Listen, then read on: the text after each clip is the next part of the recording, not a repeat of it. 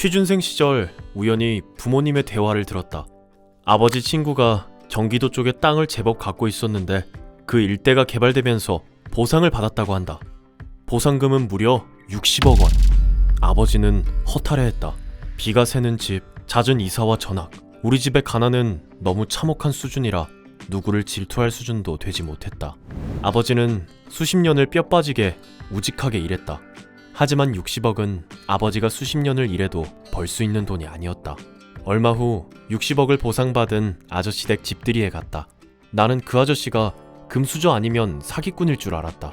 그런데 의외로 인자함이 가득한 평범한 중년의 아저씨였다. 듣기로는 아저씨 부모님이 어릴 때 돌아가셔서 고생을 엄청 하셨다고 한다. 신문 배달, 우유 배달로 동생들을 먹여 살려야 했다고. 그렇게 모은 돈으로 희귀 농작물 농사를 지어 고급 식당에 납품하던 것이 잘 돼서 논을 더 사서 사업을 키웠고 그 일대가 개발되며 보상을 받은 것이라고 한다. 금수저도 사기꾼도 아니었다. 아저씨도 원래는 가난한 사람이었다. 그때 나에게도 목표가 생겼다. 60억 보상받기.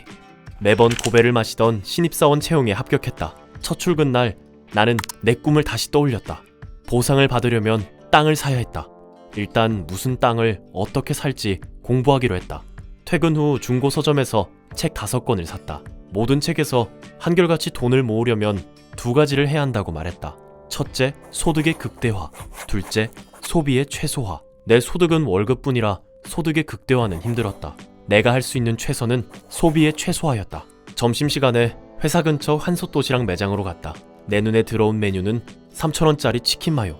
그때부터 나는 몇 개월간 점심으로 치킨 마요만 먹었다. 치킨 마요는 양이 적어서 오후 3시면 배가 고팠다. 그럴 땐 물을 3컵씩 마시며 버텼다. 동기들은 회사 끝나고 술도 마시고 주말에 놀러 가기도 했다. 외톨이가 된 기분이었다.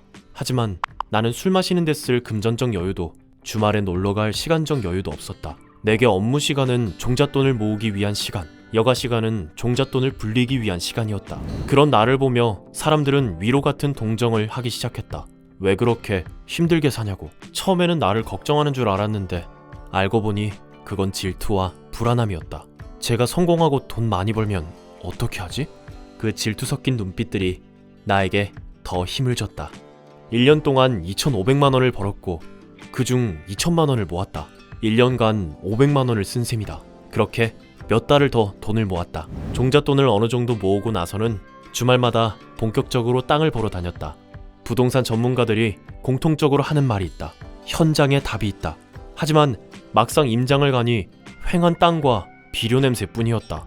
현장에 답이 있다는데 주관식인지 객관식인지조차 알 수 없었다. 혼자서 임장을 다니는 데는 한계가 있었다. 나는 부동산으로 향했다. 저 땅 보러 왔습니다.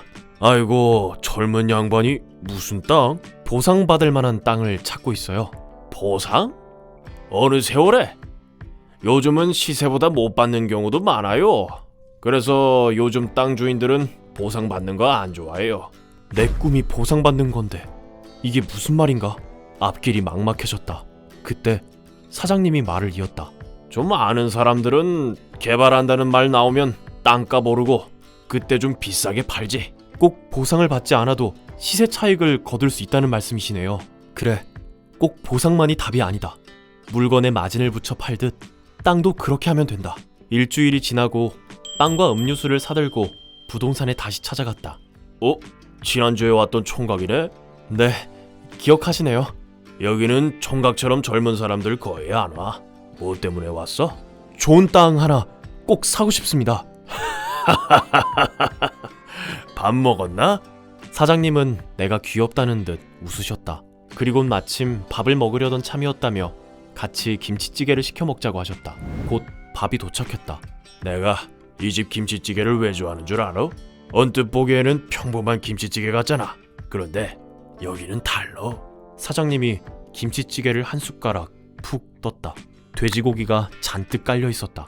여기는 돼지고기가 밑에 잔뜩 깔려 있어. 맛이 완전 다르지. 먹어봐. 숟가락으로 국물을 살짝 떠서 먹어봤다. 진짜 국물에서 깊은 맛이 났다. 엄청 맛있어요. 땅도 다 똑같아 보이지만 가치는 다 달라. 어떤 위치에 땅을 개발할지는 이 돼지고기에 달렸어. 네? 개발 가능성. 눈에 보이지 않는 개발 가능성이 바로 성패를 좌우하는 돼지고기야. 돼지고기가 들어있는 땅. 머리를 한 대 얻어맞은 것 같았다. 그런데 돼지고기가 들어있는 땅인지 분별하는 안목은 어떻게 기르죠? 과거의 자료들에 답이 있어. 그런 보물 같은 자료들은 일일이 발로 뛰면서 찾아봐야지. 그날 나는 사장님께 책 50권에 맞먹는 지식을 배웠다. 사장님의 조언대로 그날부터 국토부, 시청, 구청, 주민센터 등 해당 동네의 관련 자료를 싹 다 읽었다. 읽어도 끝이 없었지만 재미있었다. 어느 날 집으로 돌아가는데 핸드폰이 울렸다. 부동산 사장님이었다. 매물이 하나 나왔는데 보러 오겠어? 나는 바로 가겠다고 답했다. 부동산에 도착해 문을 열었다. 사장님과 할아버지 한 분이 앉아 계셨다. 그때는 몰랐다. 그 전화 한 통이 내 인생을 바꾸게 될 줄은. 수백만 직장인을 울고 웃게 한 하이퍼 리얼리즘 스토리. 서울 자가의 대기업 다니는 김 부장 이야기 3.